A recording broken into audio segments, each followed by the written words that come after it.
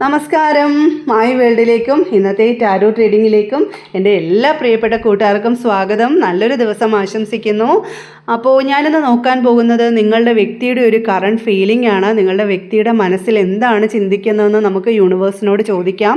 ഇതൊരു general reading ആണ്, ജനറൽലെസ് ആണ്, ടൈംലെസ് ആണ്.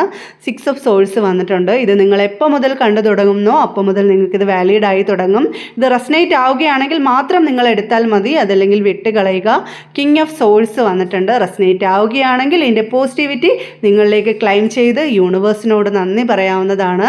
വളരെ പോസിറ്റീവോടുകൂടിയും വളരെ മനസ്സ് കൂളാക്കി നിങ്ങളുടെ പേഴ്സണെ മനസ്സിൽ ആലോചിച്ച് നിങ്ങൾ ഈ റീഡിങ്ങുമായിട്ട് കണക്റ്റ് ആവുക. അപ്പോൾ നമുക്കൊരു കാർഡ് കൂടെ നോക്കാം. ദ എംബറസ് കാർഡ് വന്നിട്ടുണ്ട്.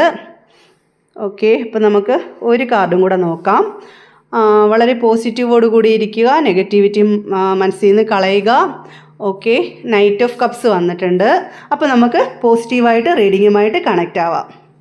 അപ്പോൾ ഇതുകൊണ്ട് നിങ്ങളുടെ ഒരു വ്യക്തിയുടെ കറണ്ട് ഫീലിംഗ് ആയിട്ട് കാണുന്നത് 6 ഓഫ് സോൾസ് പറയുന്നത് അവർ ഈ ഒരു കാർഡ് കൊണ്ട് സൂചിപ്പിക്കുന്ന ഒരു തിരിച്ചുപോക്ക്, ഒരു പരിവർത്തനം, സ്നേഹം, സമാധാനം, പുതിയ ഒരു മേച്ചിൽപ്പുറം, അങ്ങനെയൊക്കെയുള്ള ഒരു കാർഡാണ് ഇത് സൂചിപ്പിക്കുന്നത്. അപ്പം ഇത് സൂചിപ്പിക്കുന്നത് അവരുടെ മനസ്സിലിപ്പോൾ ഒരു പരിവർത്തനം നടന്നുകൊണ്ടിരിക്കുകയാണ്. ഒരു സ്വയം ഹീലിംഗ് ചെയ്യുകയാണ് ചെയ്തത്.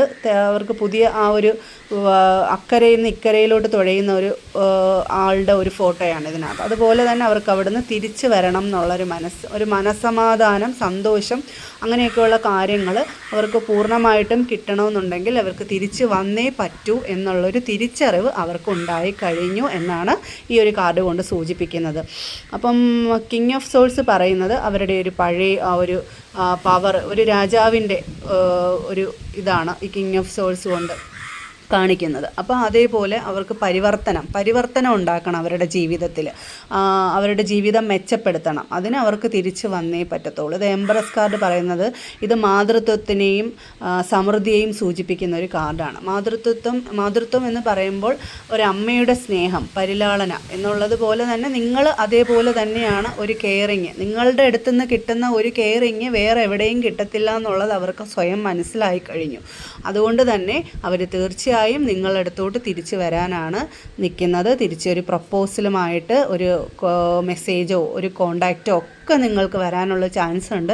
ആ ഒരു പോയ സ്പീഡിലായിരിക്കത്തില്ല, സ്പീഡ് കുറഞ്ഞൊരു കുതിരപ്പുറത്ത് പതുക്കെ വരുന്ന, ഒരു കപ്പുമായിട്ട് പതുക്കെ വരുന്ന ഒരാളുടെ ഒരു പിക്ചറാണ് ഇതിൽ. അതേപോലെ തന്നെ നിങ്ങളുടെ അടുത്തോട്ട് പതുക്കെ തിരിച്ചു വരാനുള്ളൊരു പ്ലാനിങ്ങിലാണ് അവർ തിരിച്ചു വരികയും ചെയ്യും. അവർ സ്വയം തിരിച്ചറിഞ്ഞ് എല്ലാം ചെയ്യുന്ന ഒരു സമയമായി വരുന്നു.